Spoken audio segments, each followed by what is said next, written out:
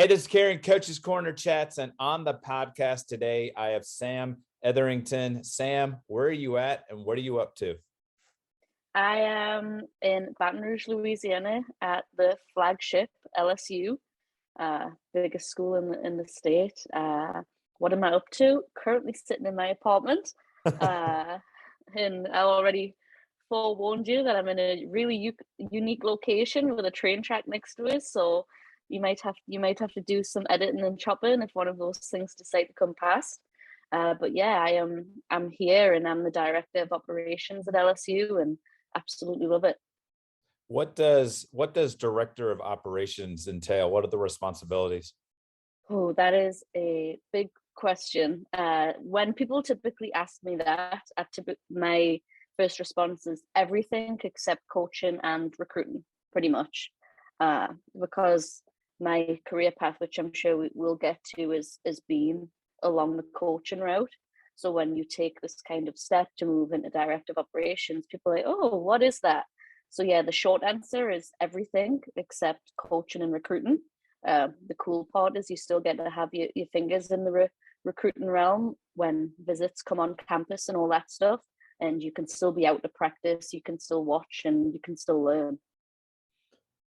So I kind of joked before, but clearly you're not a Baton Rouge like from the get-go. So where did you grow up as a youth?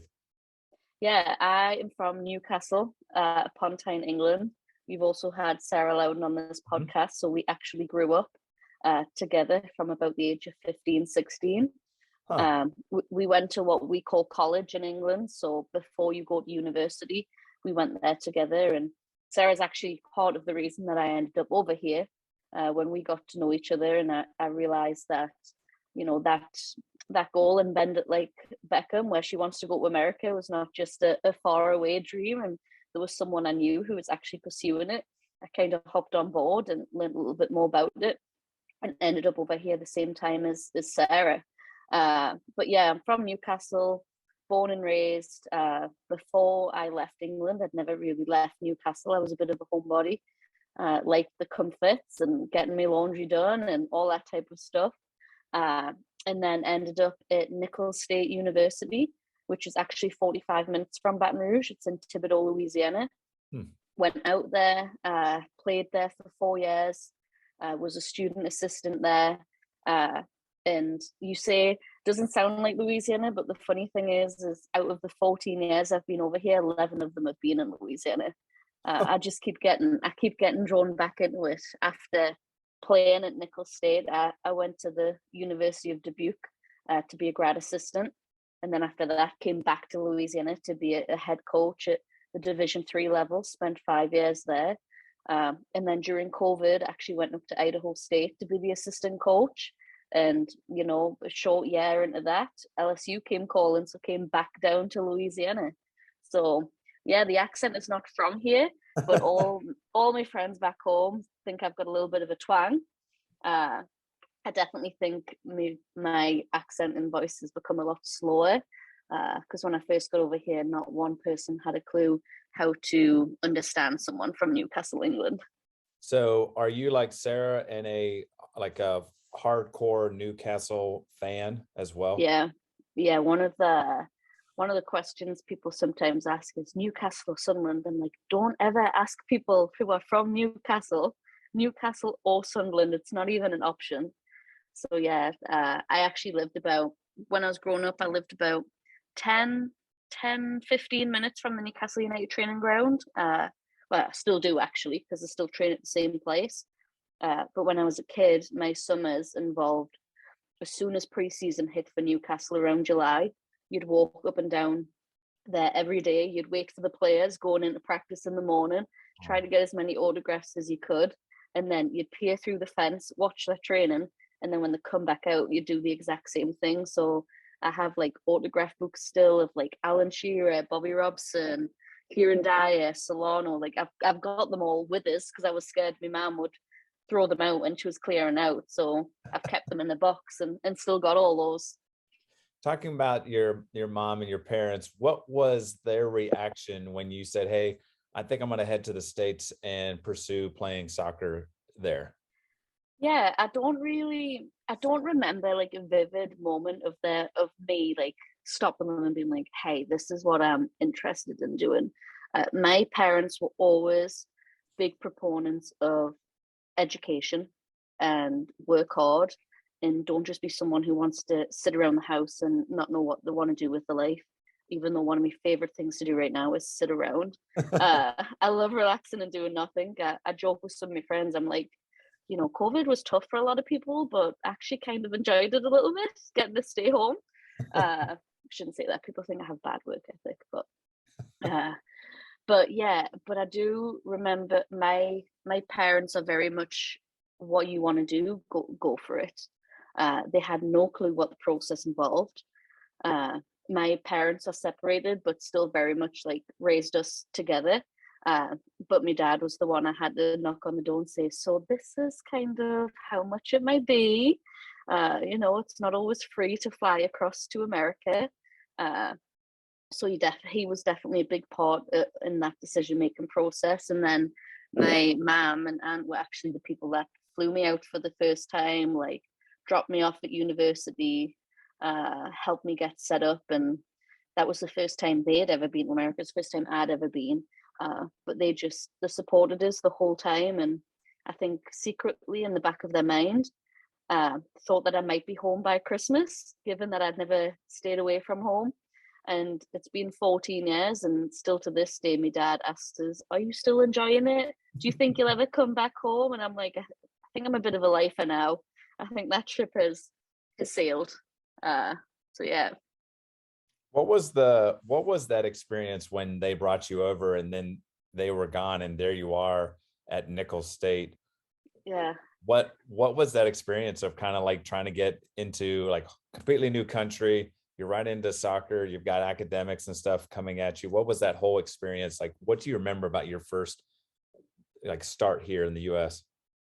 Bit of a culture shock, especially I got there. I was dropped off at campus like the 1st of August, and we started preseason on like the 2nd or the 3rd. My mom and aunt actually, part of the reason why I went to the school I went to was had beautiful brand new dorms. And given that I was a homebody, had never really lived with anyone before, I was like, yes, I want a new dorm. I want a private room. I don't want to be bunk bedding with anyone. So they kind of helped take care of like moving in and all that stuff while I could just get to work and get to preseason. And the heat and the humidity was a big, change for me. But I think keeping busy and being so busy early on was super important, because you didn't have time to think about it. And obviously I was sad when they left, but once again, you just had to, you didn't have time to think because you had training or you had a meeting or you had video or whatever it was. And luckily, I was roomed with another international player who her mom had left, just dropped her off as well. And, she's one of my best friends now. And we were just thrown into the same kind of environment together. And she's from Canada.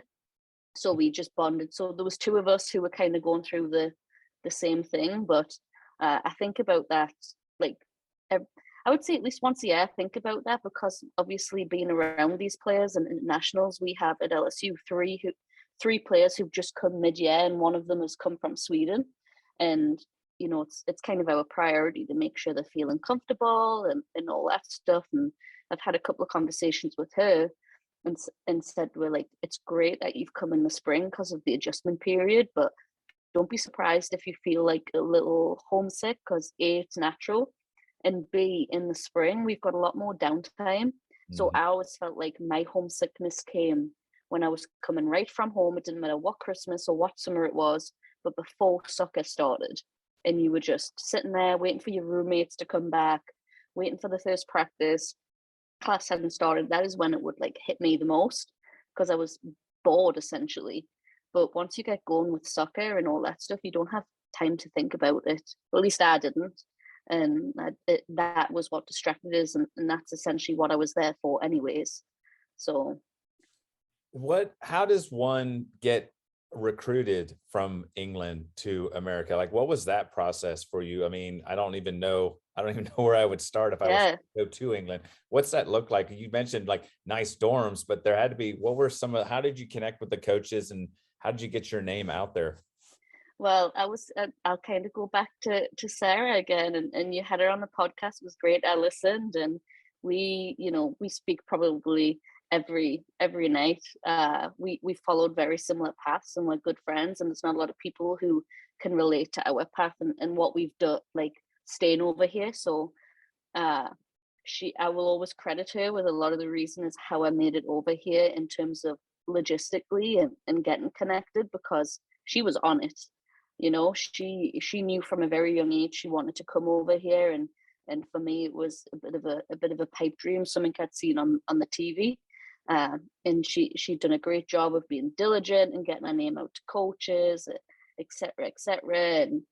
And she was in contact with the Nicholls State coach, and when she eventually committed to Mississippi State, she'd said to the Nicholls State coach, she kind of let them down gently. I think I helped her let them down, because she was like, yes, it's a no from me, but I have a friend.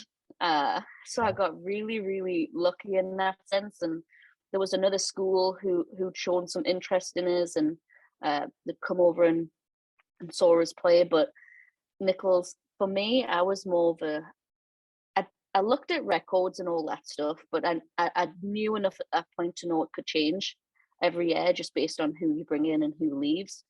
But I always looked at it and thought, out of all the places, where would my family most likely come visit? And New Orleans was 45 minutes away. I still didn't know a whole lot, but I was like, okay, that sounds kind of cool. It was Division One, and at that time I was very naive in terms of the divisions. So I was like gung ho about that.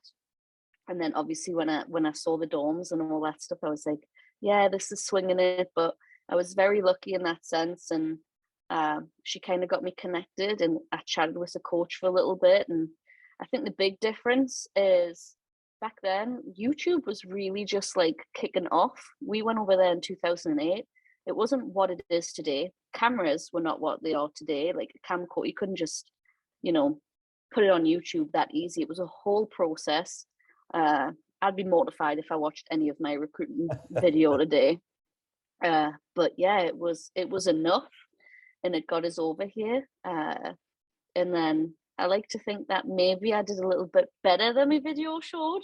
But it definitely, I've been very lucky, and I've had good people in my corner from family and all that stuff, and friends like Sarah who've always, even to this day, been willing to throw my name in the hat and say, hey, I know someone who can do a job if it's not me. I think it's really, really amazing that there's two young ladies that were in Newcastle and have both kind of ventured off, but are connected still to this day. Yeah. That's so stinking cool. The other thing I was going to ask, so you get there, what was the transition, not even that the living and all that, but what was the soccer experience going from like England soccer to here in the States? Was there a time where you had to kind of figure like, okay, this is a little bit different, and like maybe coaching styles and what have you?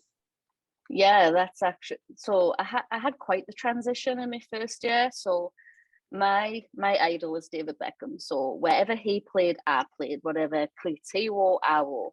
So naturally, I was a right winger, right? Us Brits are not blessed for our athleticism. It's mainly for technical ability. So it wasn't long before I came over here that they were like, yeah, you're not a winger. Let's put you centre mid. So that happened pretty quick. And I played centre midfield my whole 4 years of college. And now that I played there for 4 years, I'm a little bit bitter to the fact that I didn't kind of play there more back in England. But you know, everything's 2020 in hindsight. So yeah, that happened. But when I first came over to the US, it wasn't. I'll be honest. The level of the team I joined was not what I expected. So in terms of like being on the team and playing, that part wasn't as hard. But the opposition was, because they were what I expected. So we didn't have a great season my freshman year. We were the team that, everyone loved to play because they knew they were getting a win out of it. But what I will say is the people I played with are still like my best friends to this day, and still the people that live around Baton Rouge, and still the people I stay in contact with. And, I drove to Houston the other day to go to a 1-year-old's baby shower. We played on that same team. We're still friends. And to me, that is like one of the biggest things. But because we weren't successful and I hadn't had much success, that coach ended up getting let go my freshman year. And then we got a new coach called Dylan Harrison. He actually coaches at Trinity in Texas right now. He was great. He was the best thing that ever happened to us. Made the program better. We got better every single year after that. And while the people in my class and the people below didn't get to directly reap the rewards of it, 2 years after we left, they made it back to the conference tournament and won their first conference tournament game. So we like to brag a little bit and say that while we didn't have much success as a team, we were there to help recruit all the kids that did and show them why they needed to join the not so good team. But yeah, the transition wasn't as hard as I thought, but I had a really interesting, obviously, first year having a coaching change. What was it about Dylan when he came in? What was it that you look at and go, there were these couple things that he brought that we were like, yes, that like you said, it may not happen while I'm playing, but I know we're going in the right direction. I know the success is ahead. What was it about his coaching that you were like, I dig this dude? Yeah, we went from a very authoritative coach who coached under a premise of essentially fear to someone who like eradicated that from the get-go and was a normal dude, wanted to have a laugh, connected with all the players. Like he was the type of guy you would go on the field with before practice and, play crossbar challenge, and it was simple things like that. And you went from having players who never played a minute to players who were like the core and backbone of the defensive line. Just simple things like that. And I think it's all about how you interact with people. And that was the basis of it all. And, I was thinking about this the other day and thinking about, experiences you've had with coaches. And I don't remember a lot of like the coaching moments. I don't remember from the first coach I had at Nicholls. I don't remember a lot from coaches in club or college or Dylan himself, but you remember like very just specific moments. I think that you remember like nuggets, and you would throw in a few of those every once in a while, and most of them were just like life nuggets. But you remember like the actual memories and the road trips, and he just made it so much more enjoyable. And you never wanted to disappoint him. He was like that parent who you like always just wanted to do well for, and you always felt the worst when you didn't just feel bad when you got beat, but you felt the worst when you realized it was like, I wouldn't say upset him, but like when he was disappointed in you and you were like, oh no, like we've really done it this time, as opposed to just being around someone who's like always mad and you're scared to even like talk. At what point, was there a point during your time at Nicholls State that you said, I love playing, but there's part of me that would love to be in the same spot and start coaching? Yeah, I think during that time, so 2008, 2011, there wasn't a clear professional pathway. And I don't think I knew I didn't want to go home. I knew everyone who I was at school with at home were kind of doing the same type of path. So I was just going to be joining the same, like this, everyone fighting for like the same pathway type thing. So I knew I didn't want to go back home. There wasn't really a clear pathway or sustainable pathway over here for women playing. I don't remember ever even thinking about going abroad. My thing was, yeah, I kind of want, like, when I got to a junior, I would say, like, and I spent 5 years in college, so I was a super senior as well. I was just like, yeah, I want to stay in America. How can I do that? And that's when I learned about, graduate assistants, all that stuff. And at that point, I was also just like, there's nothing else I want to do. I don't think I'm good enough to play professional, or at least I don't think I have I don't want to say drive, but the will to keep putting my body through what I've put it through for 5 years. I'd love to do what essentially Dylan has done for us. I would say if you'd asked us in my first year, is this what you want to do? But not if this is how it is. But when I saw that, as I started to learn the college system, how many opportunities, how many different pathways you can get into it, and you can actually make a living, which at the time you couldn't do in England. And I think it's still very limited for females because, it's heavily male dominated, especially given that male soccer in the Premier League and academies, ex-pros and all that stuff. But that's another conversation. So I was just like, this has to be the best place to be able to stay involved with soccer. So how do you go? So you graduate from Nicholls State and then you move on. How does that process occur? Is it just like word of mouth? Like you talked about earlier, just how Sarah helped you get to?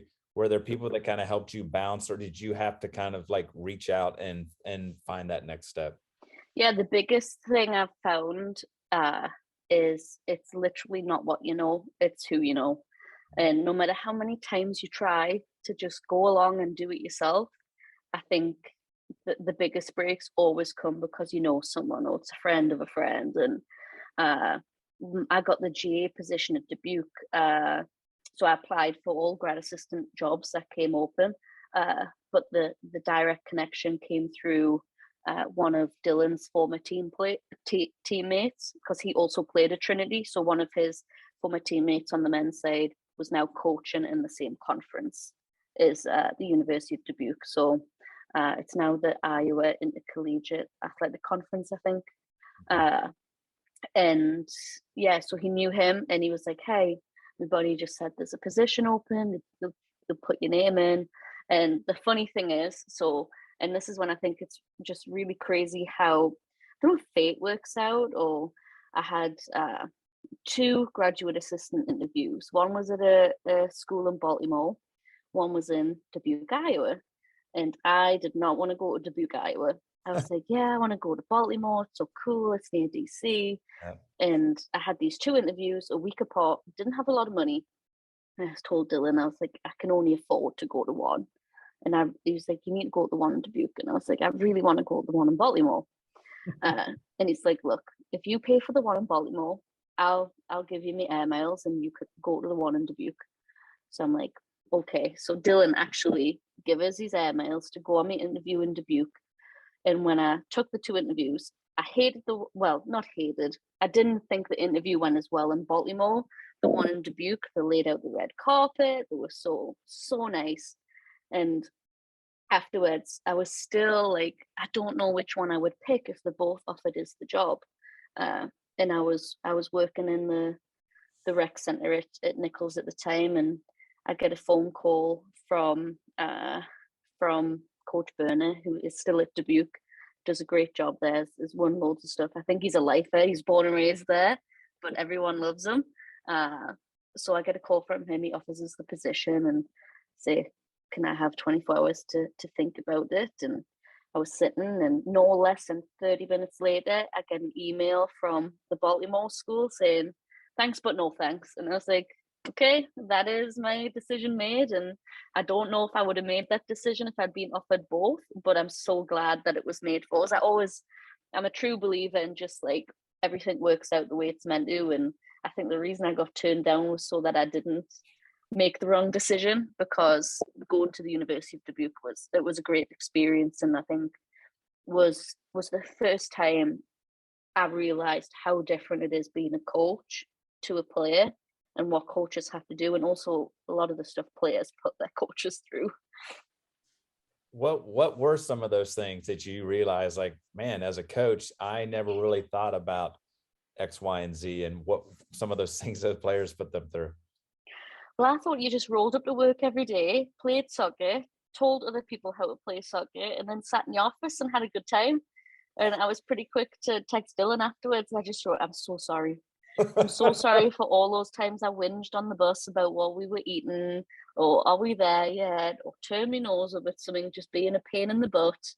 But yeah, just stuff like how much time goes into planning and preparation, and don't get me wrong, we didn't have a big conference in terms of distance, so we were all day trips. But even that alone, just realizing you've got to plan a bus and people's class schedule, just all the stuff you don't think about as a player. Like, what do you do when equipment comes in and it's the wrong size? And it's the little things like that. And obviously, as you go through your coaching career, you realize there's a lot more to it. But going straight from a player to being a grad assistant, which for me was essentially a full-time assistant position on top of grad school, it was just like, yeah, this is a different world. I love it, but I feel so bad for all the stuff I whinged about as a player.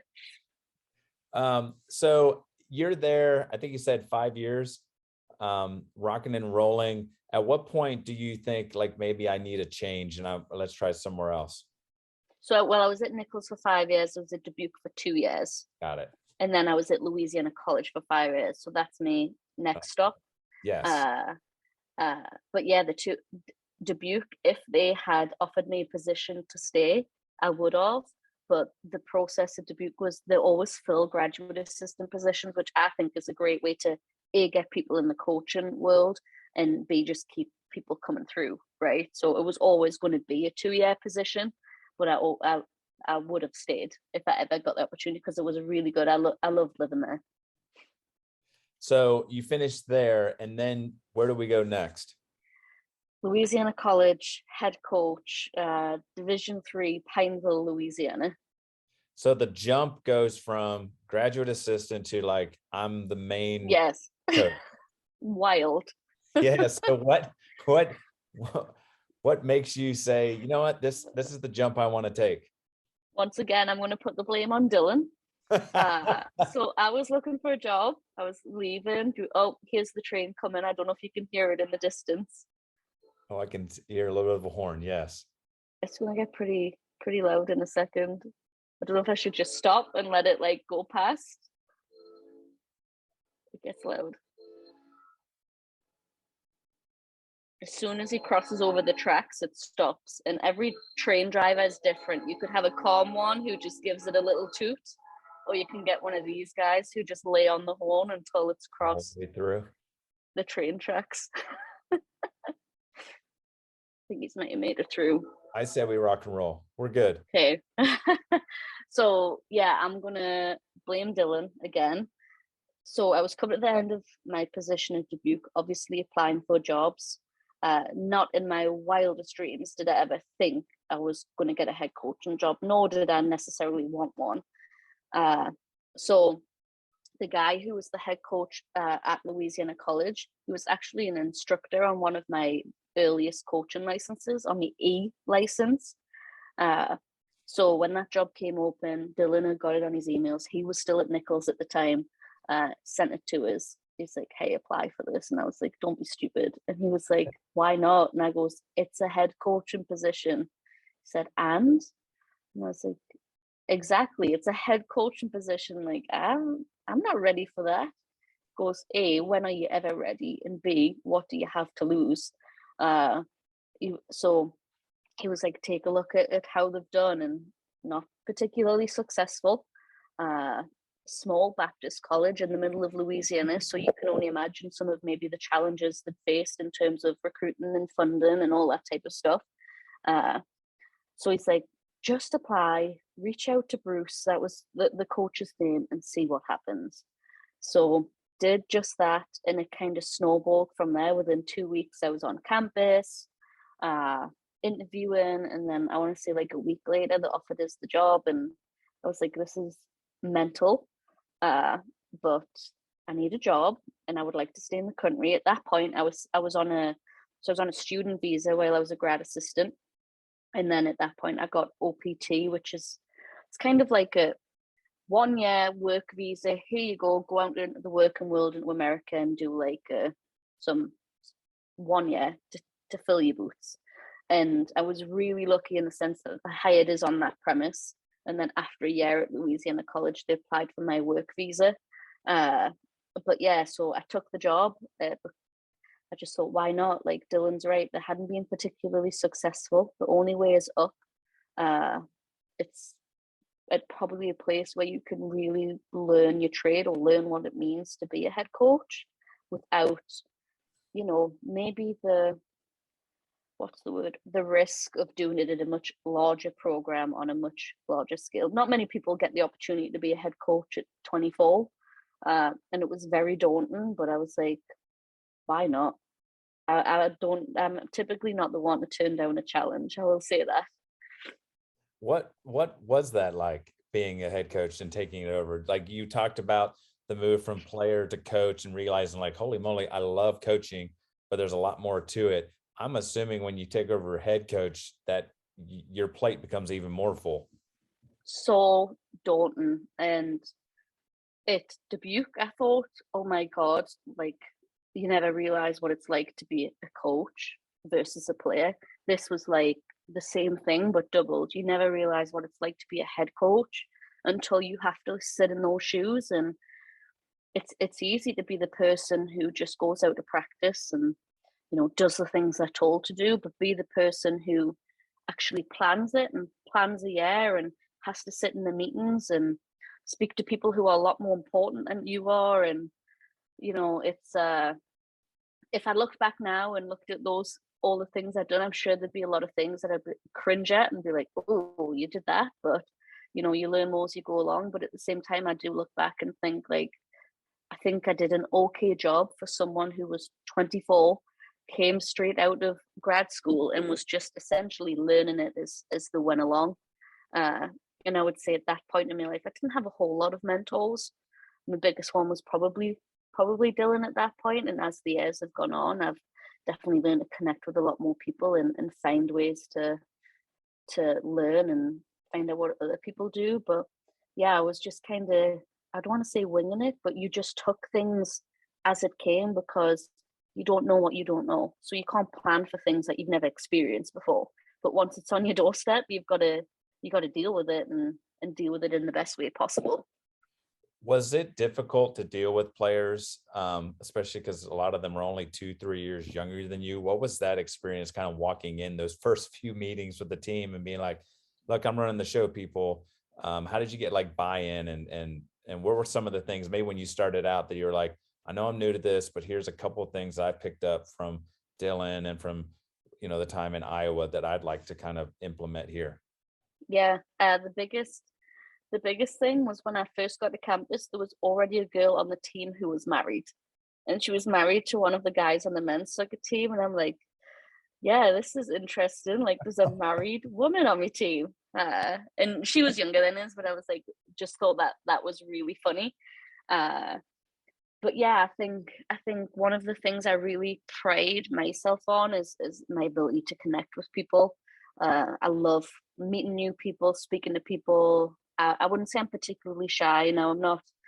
Some of my friends may disagree with this, but when I first meet people, I'm not always like the loudest or like in your face. But once I get to know you, there is no holds barred. Everything comes off. There's no, mirrors and smoke. Like what you see is what you get. And I think I took my experience transitioning from my first year at Nicholls to the years after that as the experience I wanted to give the players. And they hadn't had much success, and whatever had happened in the past, that that wasn't my place to speak on.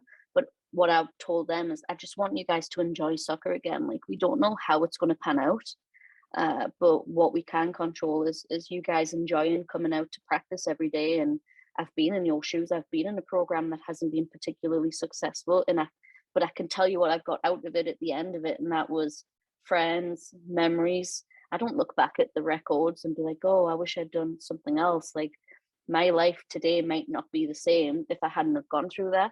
And I just wanted to make sure that by the time they finished playing, that they had that same type of feeling, because you can't always control the scoreboard. And I feel like that's a lot easier for someone to say if they're not winning, and it might come across as an excuse. But even teams that win all the time, like, if you place everything in the winning, then when the referee gives you a crappy call and you get scored on the last minute of the game, like your day is destroyed and you're taking nothing out of it based on your performance or the experience you've had. You're just taking it based on the result, and that's not always in your hands. So really just wanted them to leave Louisiana College with a degree and a good experience, because those are the two things that I had at Nicholls that really have impacted the rest of my life. So you do the head coaching thing, and enjoy that. Then where do you go next? Where's the next step in this journey of yours? Yeah, so I was always a little bit restricted due to immigration and how state, like, having to get visas and all that stuff. And my work visa at Louisiana College was 3 years. And after that, you can apply for a new visa or you can apply for a green card. So I kind of went that route, and I'd built such good relationships and loved the people I worked with that I've got enough bravery to be like, so, hey, this is the situation. I would really like you to help us apply for a green card. And it was quite the process. And once again, I've been very fortunate that all of that stuff has worked out. I've heard many coaches who have not been able to do that. So I went through that process. And by the time that it finished, I'd been at Louisiana College for 4 years. And the fact that I had a green card and was not limited, I was like, I've really got to start thinking about my future and where I want to take it. Like, am I okay with really not making much progress where I'm at? But at the same time, I'm not going to be someone who gets it and goes, hey, got it, see you. So I stayed for another season. And then after that, because I was not restricted in terms of like my working status in the United States, that's when I really started to explore other options. And by this point, I don't say knew enough people, because I don't think you never know enough people, but had a few more people in my coaching sphere, I guess, that knew of jobs opening, etc. And then that's when an assistant position at Idaho State came open.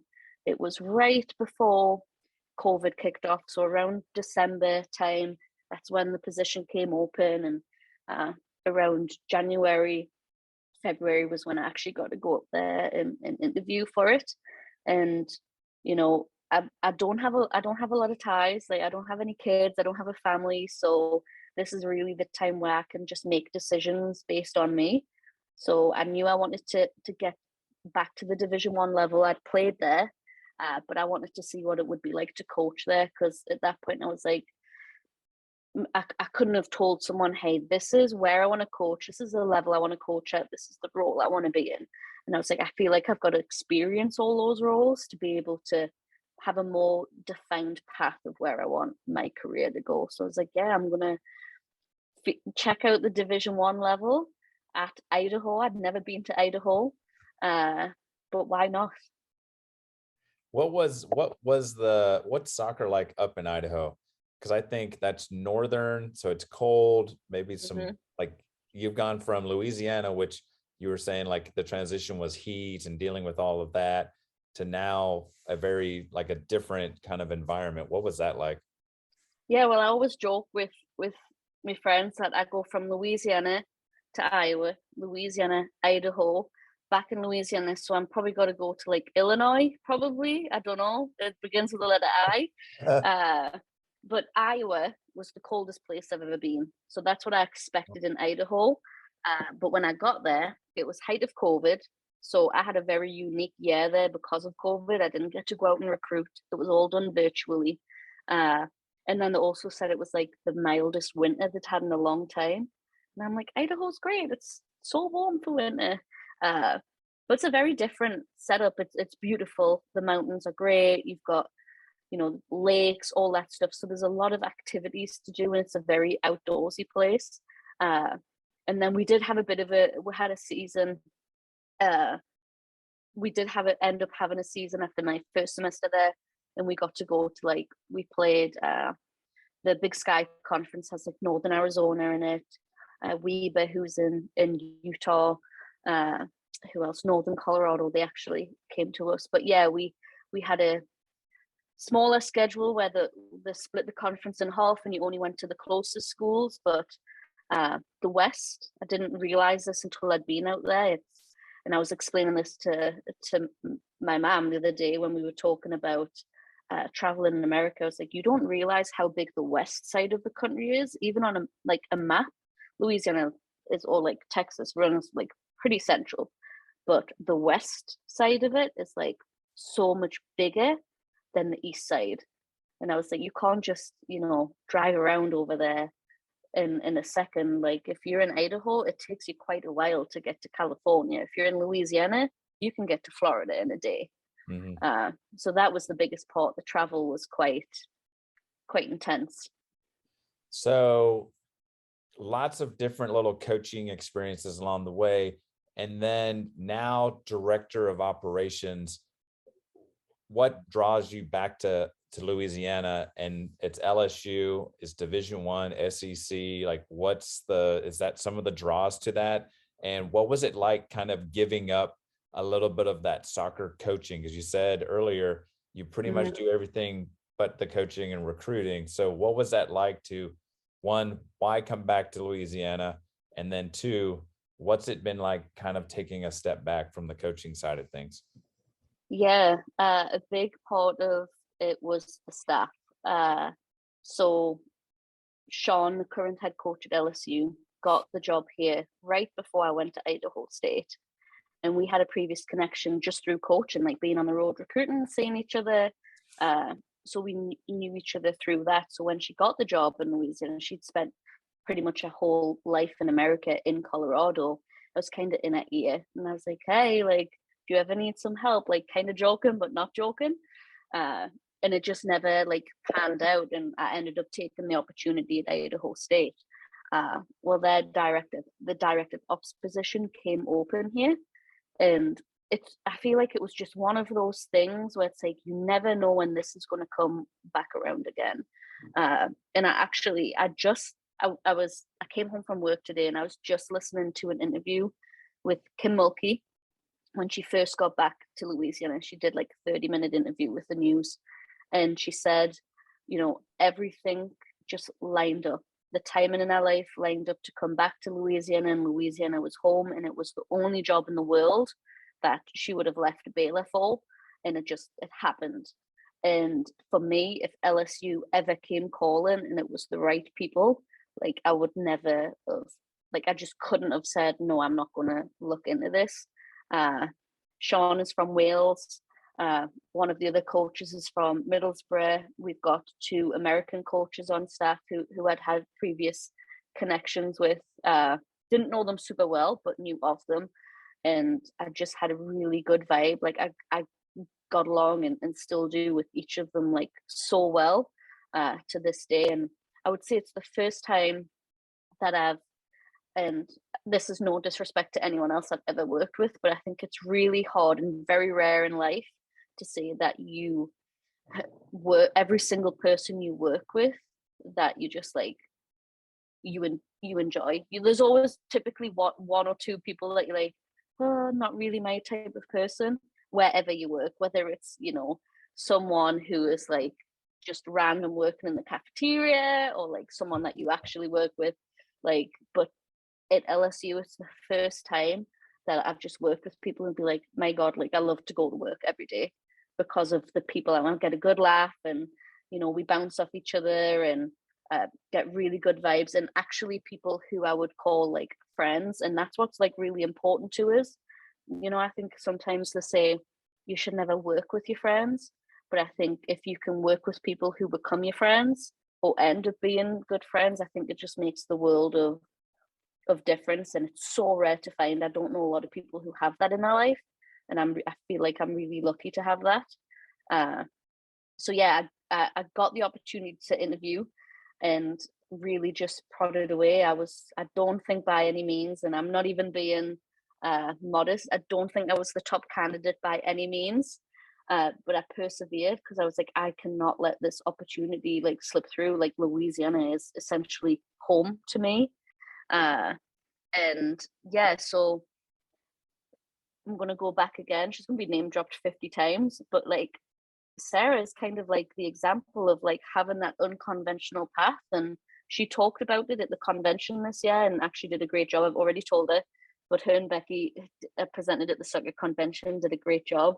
But that conventional path of there's not one route to get to where you want to go, and you can still be an influence even without the title of assistant coach or head coach. And I just knew what I needed in my life was to learn at the highest level. Like, this is it. Like, at some point, if you want to see what it's like, you've got to get to the highest level. How are you going to get your foot in the door? And if that is being a director of ops, if that's being a manager, whatever it is, like, take that opportunity, and just doing it. And I feel like relinquishing the coaching side is a small sacrifice to make in order to get in at this level. And for me, coaching's coaching. If I want to coach, I can go to the local club and pick up some sessions and coach club. And that is something that I've been, that's something that is on the horizon, and to keep everything ticking over. And then with time, like, just, I'm very happy in this role right now. And it's I think at some point, like a few years down the line, I'll have to reevaluate and be like, how do I feel? Is it time to get back into coaching? Is this something actually I've enjoyed more than I thought I would? But right now, I think the sacrifice I made to go to be in this role, it brings us so much more than any of the other coaching positions I've ever had. The one thing too, does the kind of the cohesiveness of the staff, do you think that has a positive effect on the players themselves as well? The fact that you all, like, going to work, and I love being there and I love working with the people that I'm working with, and that kind of goes through the staff. Does that permeate into the locker room and into the girls and into the players, and kind of like that's a whole holistic type of thing? Yeah, for sure. And I think with any staff, it doesn't matter where you are, you're going to have your good days and you're going to have your bad days when, someone thinks one thing and another person thinks the other. But if everyone is on the same page and has the same, let's say, core beliefs, but are all working towards the same thing, you can have some success. And yeah, I think the players, sometimes I think players are like dogs that can read feelings. A dog knows when you're sad, a dog knows when you're happy. Like, players can see that. Players can see when stats aren't working well together, when they are working well together. But I think that the read people's feelings. So if you're going to work every day and you're happy to be at work, that feeds into the players. If you're going to work every day and you're not happy, they read that as well, and they can tell that they're not stupid.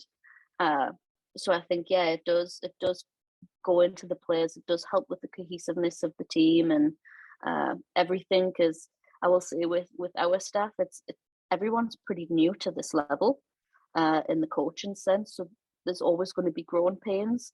But I think the best thing is, like, everyone just wants to be as successful as possible and is willing to do whatever it takes in order to make that happen. You talked about Louisiana's kind of like home now.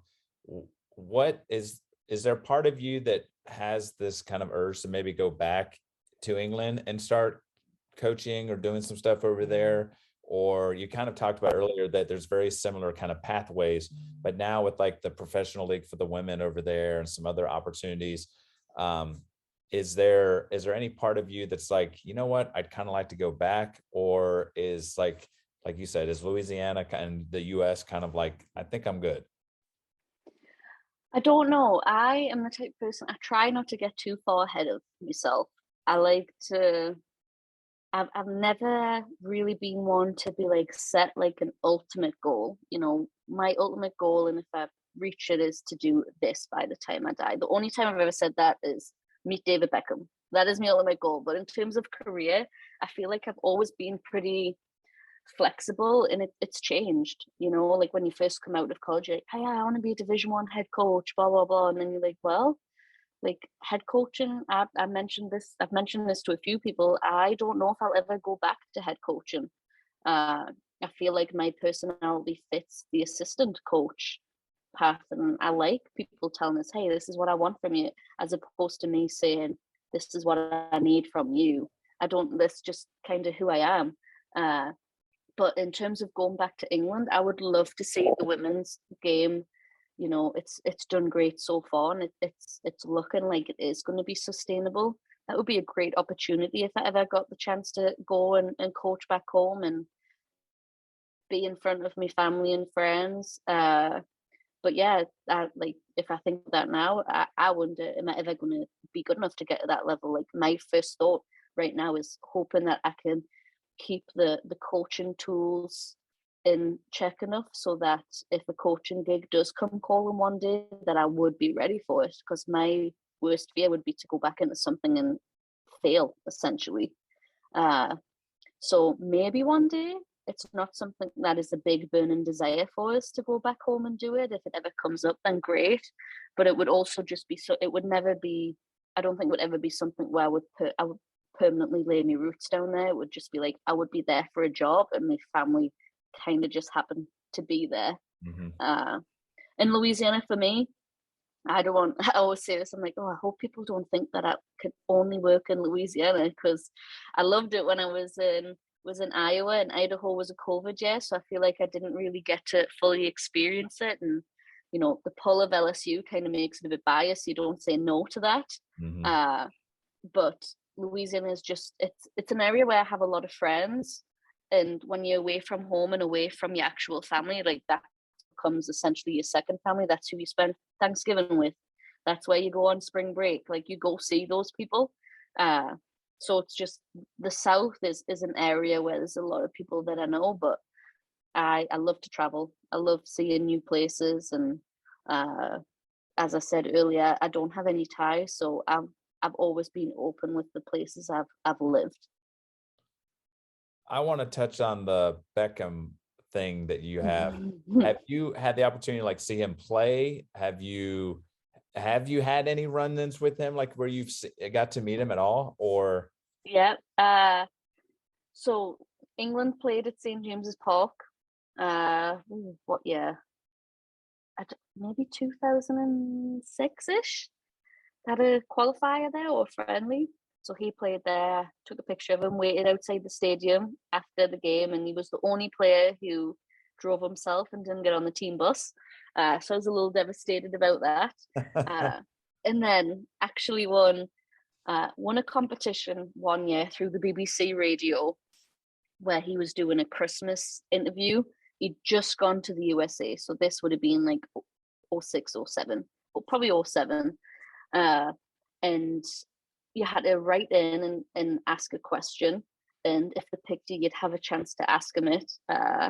And I'll never forget it. I was in college at the time. So there was me and Sarah and other friends. And I tell her that I've won this, and everyone's like, no one believes this.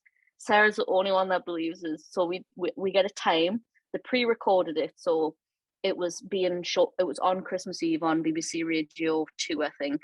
But they recorded it like 2 weeks before Christmas or something. So we drive home. She drives us back home. We didn't have iPhones then. I think I had a flip phone, or like a Sony Ericsson or something. So she had her phone out. I had my phone on speakerphone. She recorded the whole conversation, and it was essentially like my question to him was like, "You've just moved to the USA. What is it you like about it? Because my plans are to come over there and play college soccer." And I still have the recording somewhere on my computer. But yeah, it was we were just like, oh my god, like mouthing to each other, and she's like recording it, and it's like the worst recording ever because of just the quality of the phones back then. And like on the phone, and David Beckham, no big deal. But that's the closest I've got. That's so cool. Well, hopefully one day you'll get to have that, like a picture with you next to him, and chat it up. This has been awesome. I've really enjoyed this chat. If people want to like connect with you and follow along, and maybe they're starting out on their kind of path of soccer coaching and all that type of stuff, or maybe they're overseas and they're thinking about coming to the US, what's a good way to connect and follow your journey? Yeah, so I think the thing these days, especially for coaches, is Twitter. I got a bit of flack because I changed my Twitter name. I used to be the real Coach Sam. I was just having a bit of a laugh, but it got changed to the real Ops Sam on Twitter. And And then obviously, if you go on the LSU website and look on the soccer staff and directive ops, I have an email address there, and feel free to email anytime, or log into Twitter and direct messages. And I think the Instagram account is like public, so feel free to like hop on there and messages, and that's just my name, Sam Etherington. But yeah, anyone who has any questions, hopefully I can answer them and help anyone get on their way. And I've been very fortunate, and whether it's about coaching or, being a director of ops, or even I get a lot of questions about immigration through friends of friends, like, how did you get this done? It's not easy, but I can hopefully answer any questions or share my path with people and tell them how I still managed to be in the USA and not be deported yet. But yeah, any way I can help, Twitter, Instagram, email, I'm there. This has been so good. I'm going to go ahead and shut this thing down. This is Kieran with Coach's Corner Chats with Sam Etherington, and I'm out. Peace.